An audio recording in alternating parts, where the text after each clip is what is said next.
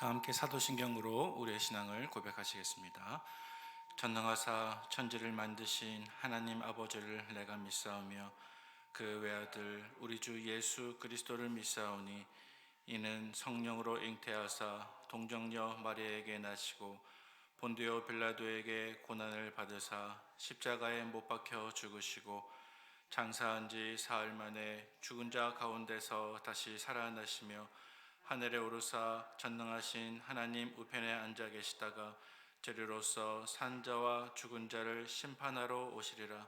성령을 믿사오며 거룩한 공예와 성도가 서로 교통하는 것과 죄를 사하여 주시는 것과 몸이 다시 사는 것과 영원히 사는 것을 믿사옵나이다.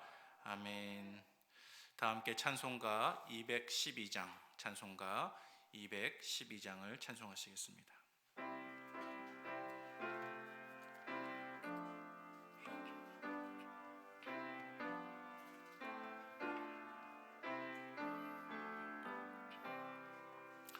겸손히 주를 섬길 때 괴로운 일이 많으나 구주여 내게 힘 주사 잘 감당하게 하소서. 인자한 말을 가지고 사람을 감화시키며 갈 길을 잃은 무리를 잘 인도하게 하소서. 구주의 귀한 인내를 깨달아 알게 하시고 굳건한 믿음 주셔서 늘 승리하게 하소서. 장래의 영광 비추사 소망이 되게 하시며 구주와 함께 살면서 참 평강 얻게 하소서.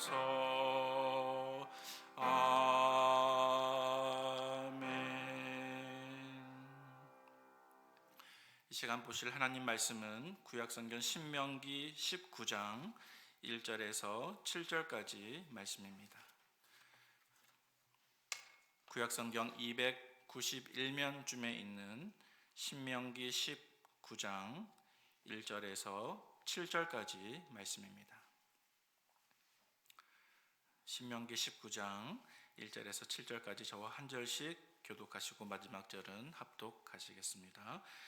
내 하나님 여호와께서 이 여러 민족을 멸절하시고 내 하나님 여호와께서 그 땅을 내게 주심으로 내가 그것을 받고 그들의 성읍과 가옥에 거주할 때에 내 하나님 여호와께서 내게 기업으로 주신 땅 가운데 새 성읍을 너를 위하여 구별하고 내 하나님 여호와께서 내게 기업으로 주시는 땅 전체를 새 구역으로 나누어 길을 닫고 모든 살인자를 그 성읍으로 도피하게 하라. 살인자가 그리로 도피하여 살만한 경우는 이러하니 곧 누구든지 본래 원한이 없이 부지 중에 그의 이웃을 죽인 일, 가령 사람이 그 이웃과 함께 벌목하러 살림에 들어가서 손에 도끼를 들고 벌목하려고 찍을 때 도끼가 자루에서 빠져 그 이웃을 맞춰 그를 죽게 함과 같은 것이라. 이런 사람은 그 성읍 중 하나로 도피하여 생명을 보존할 것이니라. 그 사람이 그에게 본래 원한이 없으니 죽이기에 합당하지 아니하나 두렵건대 그 피를 보복하는 자의 마음이 복수심에 불타서 살인자를 뒤쫓는데 그 가는 길이 멀면 그를 따라 잡아 죽일까 하노라. 함께요. 그러므로 내가 내게 명하기를 새 성읍을 너를 위하여 구별하라 하노라. 아멘. 하나님께 나오실 때 세 분의 성도님께서 1,000번째 예물을 하나님께 드리셨습니다. 오늘 함께 읽었던 본문의 내용은 구약 성경에서 도피성에 관해서 우리에게 말씀해 주고 있는 본문입니다. 하나님께서는 모세를 통해서 이스라엘 자손들이 가나안 땅에 이제 드디어 들어가게 되면 그곳에서 아주 특별한 성읍인 도피성을 만들라라고 말씀하셨습니다. 그래서 도피성의 위치를 먼저 한번 살펴보면 요단강을 기준으로 요단강 동편에 3개가 있어야 됐고 또 요단강 서편에 3개, 그래서 총 6개의 도피성을 세우라고 하나님께서 말씀하셨습니다. 그리고 그 도피성의 위치 또한 하나님께서 정하셨습니다. 그리고 하나님께서 정하신 그 위치에 대한 조건을 보면 이 도피성이 이스라엘 전 영역에 골고루 흩어지는 것이었습니다. 그래서 어느 곳에서도 용이하게 접근이 가능해야 했습니다. 따라서 전국에 내가 어느 곳에 있어도 반경 32km 안에는 반드시 한 개의 도피성이 있게끔 그렇게 설계가 되었습니다. 따라서 내가 어느 곳에 살든지 어른이 하루길을 여행하고 도보로 걸으면 반드시 쉽게 닿을 수 있었던 곳이 바로 도피성이었습니다. 여러분, 도피성을 세우는 목적은 무엇이었습니까? 오늘 본문에 보니까 도피성을 세웠던 목적은 부지 중에 살인한 자가 그곳으로 피해서 살 수 있도록 하는 것이었습니다. 다시 말해서 부지 중에 범죄한 죄인의 생명을 보존하기 위해서 하나님께서 도피성을 세우라고 말씀하셨습니다. 따라서 이 도피성 제도를 생각해 보면 이 도피성 제도 안에는 죄인을 긍휼히 여기시는 하나님의 마음이 담겨져 있습니다. 그런데 이 도피성을 운영할 때 몇 가지 원칙들이 있었습니다.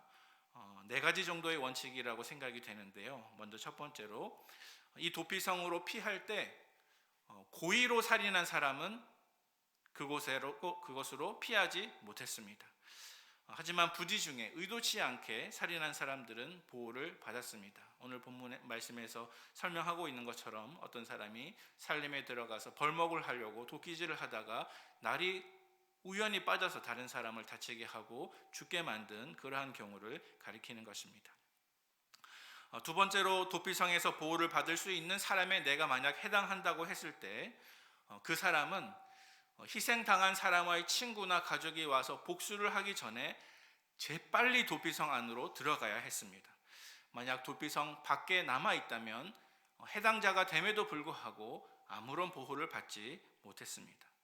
또 3번째 원칙이 있습니다. 그것은 일단 도피성 안으로 들어간 사람은 그 성 밖으로 나올 수 없습니다.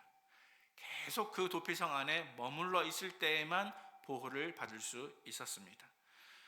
그런데 한 가지 예외적으로 도피성 안에 도망한 사람이 성 밖으로 나와서 자기 고향으로 돌아갈 수 있는 유일한 한 가지 조건이 있었습니다. 그것은 무엇이냐 하면 살인한 사람이 도피성으로 도망한 그 당대에 이스라엘에서 사역하던 대제사장이 죽게 되면 대제사장의 죽음 이후에는 모든 것이 소멸이 되고 다시 고향으로 돌아갈 수가 있었습니다.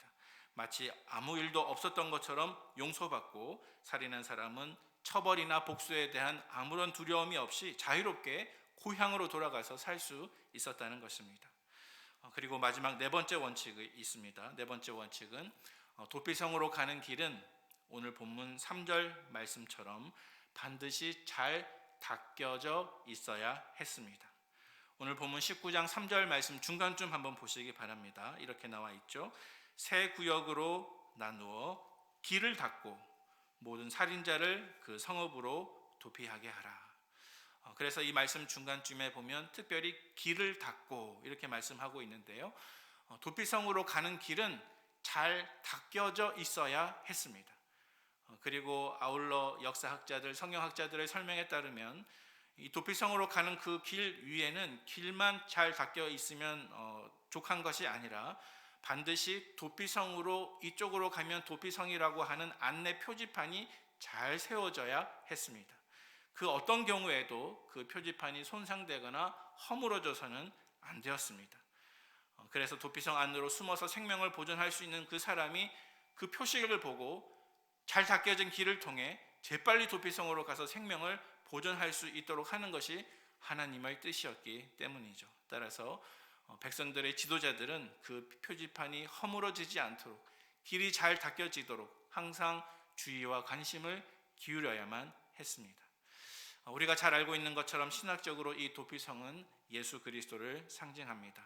하나님은 우리를 위해서 도피성을 세우셨습니다. 바로 예수 그리스도이십니다.